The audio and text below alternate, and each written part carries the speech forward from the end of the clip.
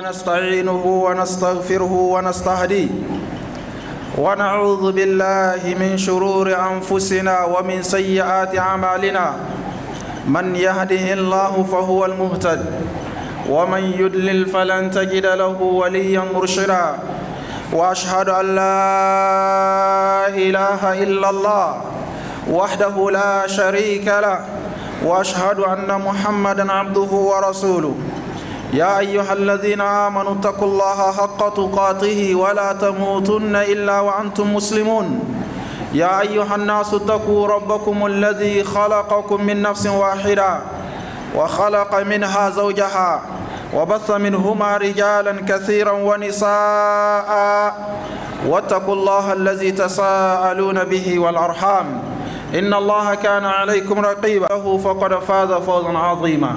أما بعد فأيها الإخوة الكرام احذروا من الظلم. الظلم منبع الرذائل والموبقات ومصدر الشرور في بلد حصلت أسباب زوالها. أيها الإخوة الكرام، وظلم معناه مجاوزة الحد والتعدي والتطاول على حقوق الآخرين ووضع الشيء في غير موضعه ولعظيم أمره، فقد حرم الله سبحانه وتعالى على نفسه.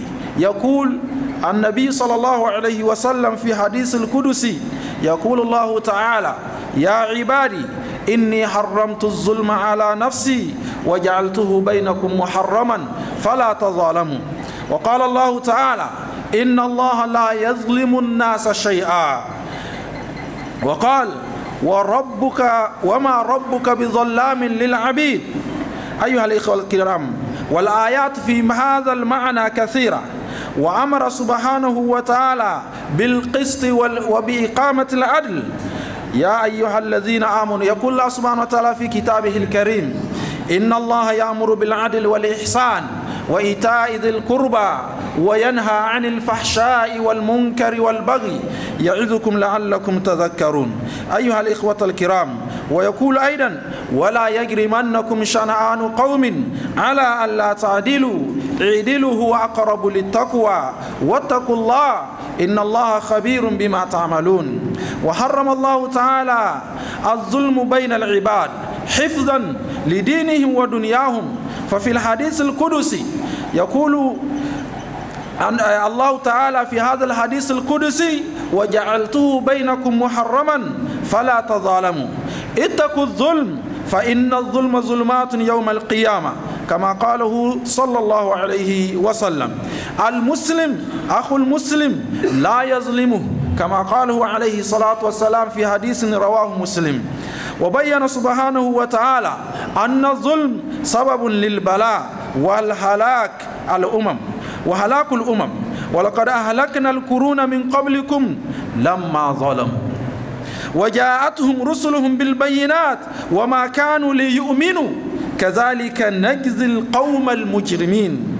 أيها الإخوة الكرام، فكأي من قرية أهلكناها وهي ظالمة فهي خاوية على عروشها وبئر معطلة وقصر مشيد.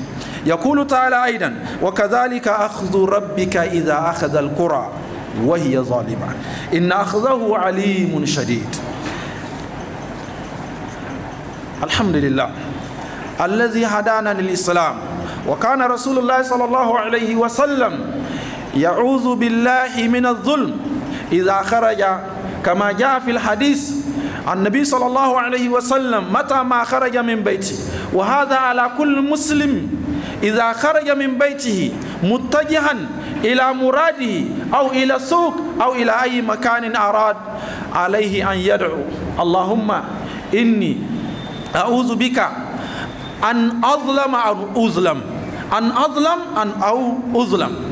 أقول قولي ما تسمعون وأستغفر الله العظيم لي ولكم ولسائر المسلمين من كل ذنب وخطيئة فاستغفروه إن الله كان غفورا رحيما.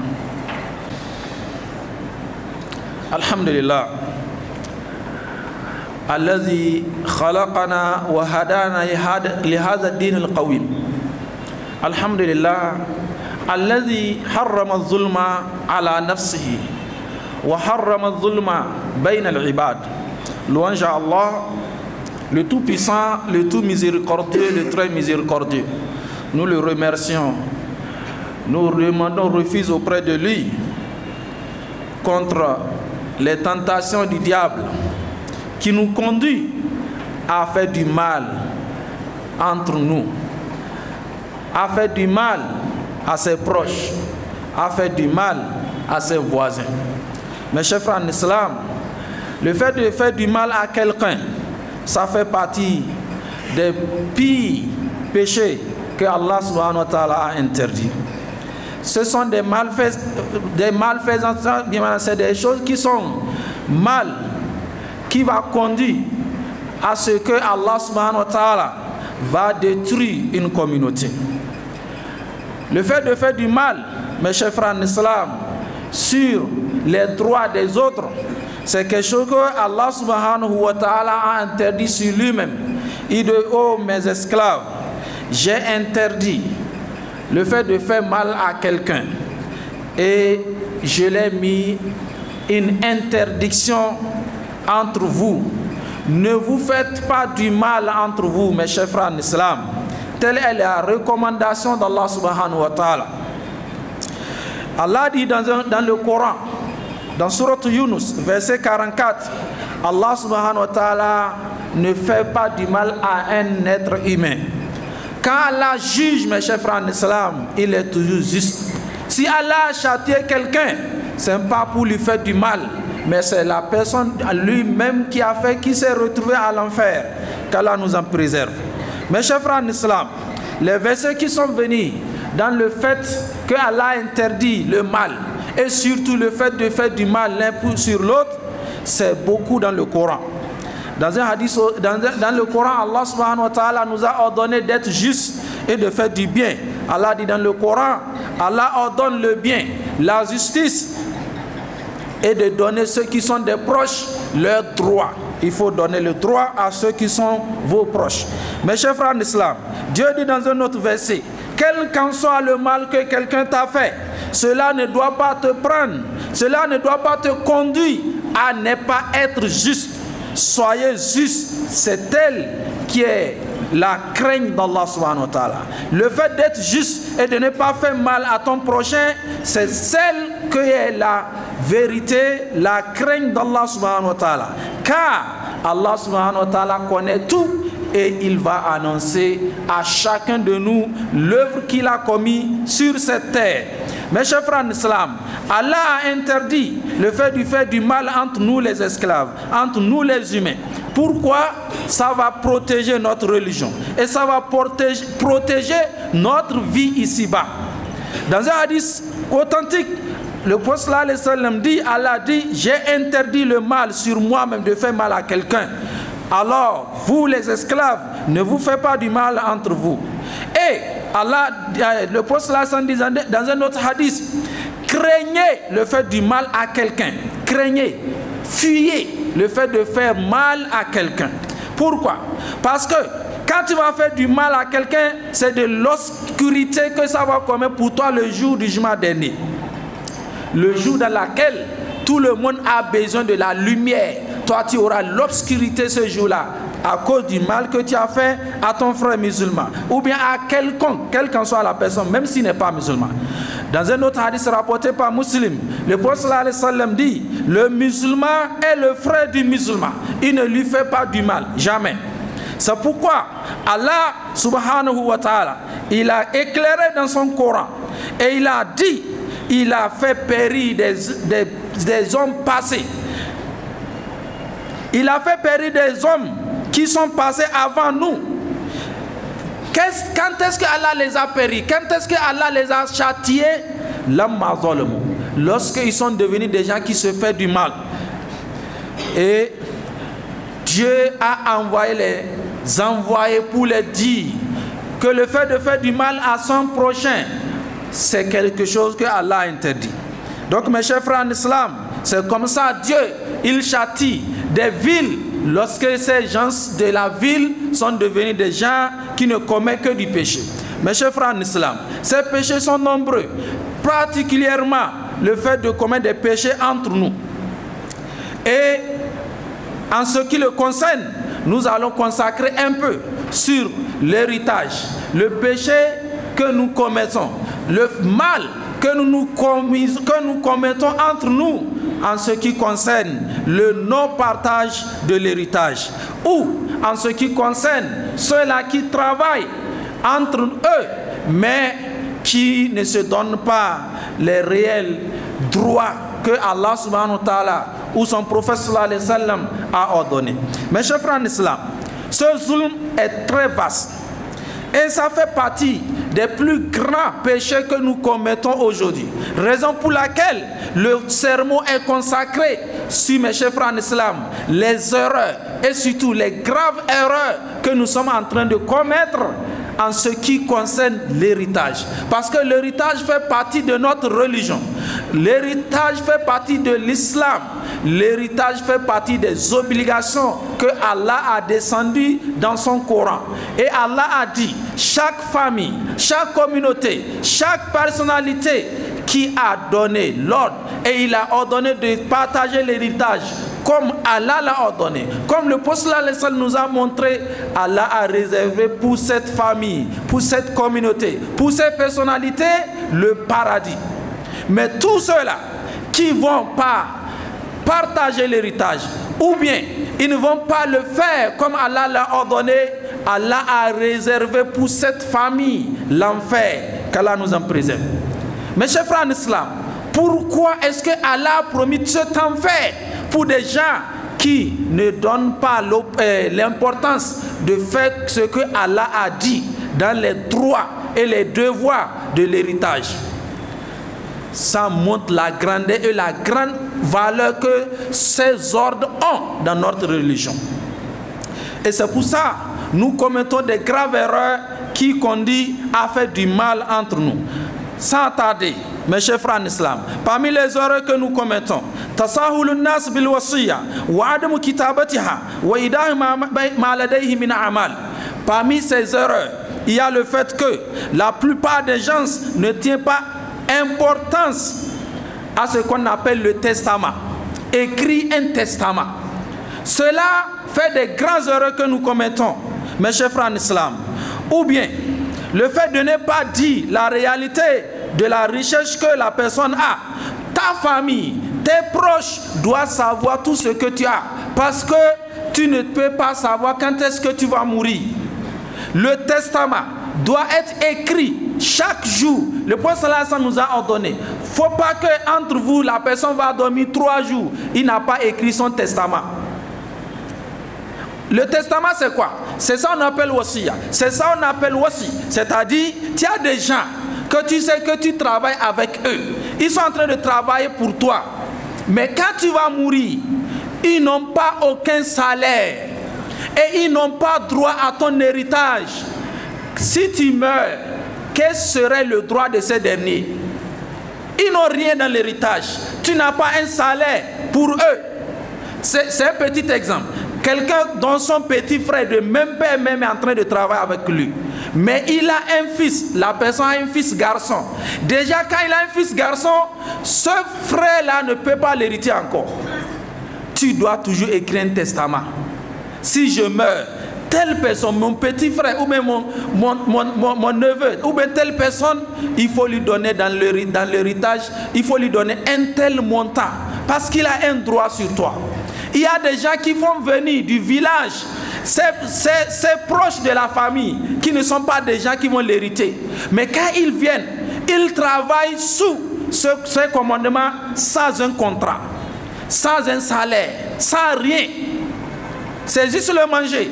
Quand tu vas mourir, qu'est-ce qui va se passer? Il y a des gens qui ont travaillé avec toi 10 ans, 15 ans. Le jour que tu vas mourir, c'est difficile. Si on ne crie pas le testament, c'est difficile que la famille va lui donner quelque chose. C'est difficile. Et même si on va lui donner quelque chose, c'est insignifiant pour lui. Alors que si on regarde la réalité, c'est lui qui a plus souffert dans la richesse pour rassembler cet argent. C'est une erreur. Et ça, là, c'est un grand péché. C'est le zulm. Nous devons essayer de le corriger. Mes chers frères en islam, deuxièmement, le fait il y a des gens qui ont des comptes bloqués et personne ne sait. Mes chers frères, ce n'est pas bon.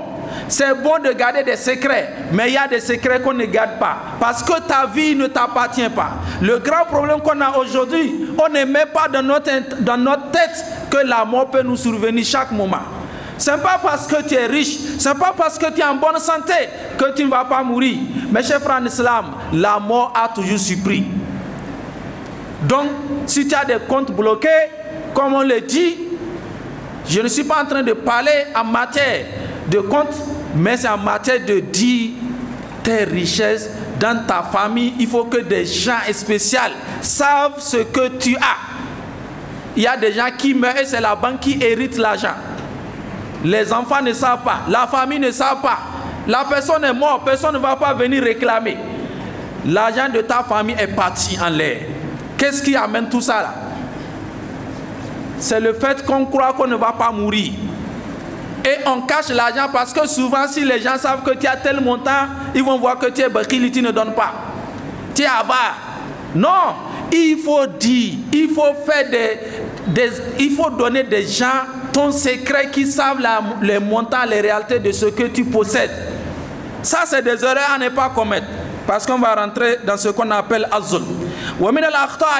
Parmi les graves erreurs que nous commettons, takhsisul walid ahada abanahi bi ma'rifati amlaki wal baqiyati la ya'lamun.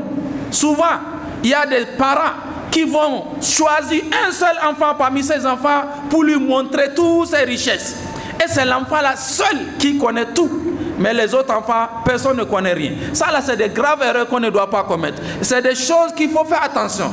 Parce que le diable peut amener cet enfant à l'égarement. Après ta mort, il y aura beaucoup de richesses que cet enfant ne va pas montrer aux autres. Et il va périr, il va aller à l'enfer. Toi aussi, si tu ne fais pas attention. Donc mes chers frères en islam, il ne faut pas commettre ce genre d'erreur. C'est des choses que l'islam nous interdit de faire. Mes chers frères en islam, ce sont des choses que nous devons faire attention. ومن المشاكل والأخطاء المؤيدة للنزاع تأخير قسمة التركة. Parmi les graves erreurs qui amènent des bagarres, des va-et-vient, le fait que des gens se séparent dans la famille, ça détruit les familles. Le fait de ne pas vite partager l'héritage. Aujourd'hui, quand l'homme meurt, ils vont faire des mois, des années sans partager l'héritage. C'est très grave. C'est des graves erreurs. C'est des grands péchés que nous sommes en train de commettre. Parce que, mes chers frères en islam, ceci va faire en sorte que l'héritage va amener la division dans la famille. Ça va amener des gens vont commettre des grands péchés dedans. Ça va amener à ce que des gens vont manger. Tu vas trouver des familles dans lesquelles l'héritage est là. D'autres sont en train de faire du bien, de la vie, dans l'argent, dans la richesse. Et les autres qui ont aussi de droits sont en train de mourir de faim. Alors qu'ils ont droit. Si on l'avait donné ce droit, ils n'allaient pas rester dans la pauvreté. Mes chers frères en islam, le jour que la personne meurt, tout ce qu'il possède n'appartient à personne. Ça appartient à des gens définis que Dieu a dit dans le Coran. Wala taqrabu mal al-yatim illa billati hiya ahsan. Ne vous approchez pas de la richesse des orphelins. Dieu dit dans notre verset, Wala taqulu amwal innal ladzina yakuluna amwal al-yatama zulman innama yakuluna fi butunihim nara. Ceux-là qui mangent la richesse des orphelins, qu'ils sachent qu'ils sont en train de manger l'enfer. C'est du feu. Et ils vont rentrer dans Sa'ir, ils vont rentrer dans l'enfer, mes chers frères en islam. Et cet exemple est exactement ce que nous sommes en train de dire. La personne meurt parce qu'il y a des boutiques, il y a des richesses. Et toi, en tant que grand frère, en tant que grand de la famille, tu trouves que non, son partage, l'héritage, l'argent va gâter, il faut continuer à faire le commerce pour qu'on va nourrir les familles, les petits-enfants, etc. Tu vas amener des kitab ras, comme on le dit, des paroles qui ne tiennent pas. Est-ce que tu es plus intelligent que Allah? Est-ce que tu es plus intelligent que le prophète sallallahu alayhi wa sallam? Est-ce que cette richesse appartient à celui qui est mort? Est-ce qu'il a amené la richesse? Est-ce qu'il avait? Il n'avait pas. Qui l'a donné? C'est Allah. C'est Allah qui a donné de partager l'héritage. Vous devez le faire. Dès que la personne meurt, un jour, 2 jours, 3e jour, il faut tout faire pour partager l'héritage. Les gens vont dire non, ça fait pitié. Si vous ne le faites pas, Wallah, ça va amener la guerre après dans la famille. Il y a des familles qui sont détruites par une simple raison, le fait de ne pas partager l'héritage à temps. Dans un village, il y a un de nos grands alphas qui nous raconte. Dans la famille, quand le grand est mort, ils ont tout fait de pas. Lui, il s'est levé. Comme il est le responsable de la famille, et le 3e jour, il a dit, on va partager l'héritage aujourd'hui. Les femmes, ces femmes, les enfants, d'autres pleurent. Il dit, comment est-ce qu'ils vont partager l'héritage de leur papa? Il est moquant. Il dit, vous pouvez pleurer le sang. L'héritage sera partagé aujourd'hui. Il a pris ses responsabilités. Il a partagé l'héritage. Maintenant, parmi les femmes, parce qu'il a des fautes à commettre, nous devons tout faire pour éviter ces erreurs. ومن الأخطاء إخفاء الصكوك والمستندات فترة طويلة من بعد الورثة لكسب مزيد من الوقت لاستجداد بعض العقارات والبيوت خاصة المؤجر منها. Parmi les graves erreurs, les chèques, ou bien il y a des testaments, ou bien il y a des contrats, consignes, mais il y a parmi les gens qui ont ces contrats, qui ont ces chèques, ils vont le cacher. Ils ne vont pas vite le montrer parce qu'ils veulent profiter. Surtout des maisons dans lesquelles on est en train de louer parce que ça donne la richesse. On casse, on ne va pas montrer pour en profiter quelque chose. 1 franc, si tu le manges, wallah, c'est haram. 5 francs. Quand la personne meurt, en même temps les boutiques sont fermées. C'est comme ça l'islam. Ce n'est pas affaire de réflexion. Fermez les boutiques. Faites tout pour rassembler tout, compter tout et donner chacun sa part. Quand vous donnez, quand vous finissez de partager, parce que le fait de partager, c'est une autre chose. Le fait de donner chacun le droit qu'il a, c'est encore un autre. C'est 2 choses différentes. Et toutes ces choses-là sont très dangereuses. Souvent, on partage, mais on ne partage pas comme ça ce droit. C'est un autre problème. Parce que ceux qui partagent, souvent, ils ne connaissent rien de l'héritage. On trouve quelqu'un seulement, il vient y faire. Et ceux-là qui partagent l'héritage, eux-mêmes, je les mets en garde. Essayez de savoir. Tout celui qui partage l'héritage sans connaissance, il ira en enfer. C'est Allah qui l'a dit. Donc, mes chers frères en islam, cherchons ceux qui sont à la matière, à une connaissance. Cherchons la connaissance de l'héritage. Quand vous le faites, maintenant, donnez chacun son droit. C'est dans ce sens où il y a des enfants. Dieu dit dans le Coran, jusqu'à la fin du verset. Il y a des gens, ils n'ont pas l'intelligence de faire du commerce avec leur héritage. Il y a des gens, ils sont des enfants, ils n'ont pas atteint l'âge de savoir comment ils vont faire pour avancer, pour faire multiplier leur héritage, leur argent ou bien leur richesse. Dans ces genres de cas, par exemple, il y a une boutique, vous allez les rassembler. Maintenant, vous allez prendre quelqu'un qui va s'en occuper, qui va faire le commerce de cette boutique, qui va prendre soin à des conditions déterminées. Parmi ces conditions, la première, il faut que chacun de la famille qui a l'héritage, parce que les gens n'ont pas les mêmes héritages. Quelqu'un peut avoir 10 millions, l'autre a 3, l'autre a 2, l'autre a 5, etc. Cet argent est rassemblé dans une seule grande boutique dans laquelle ils sont en train de faire le commerce. Chaque bénéfice est compté selon le montant que la personne a de droit dans la boutique. Ça, c'est un.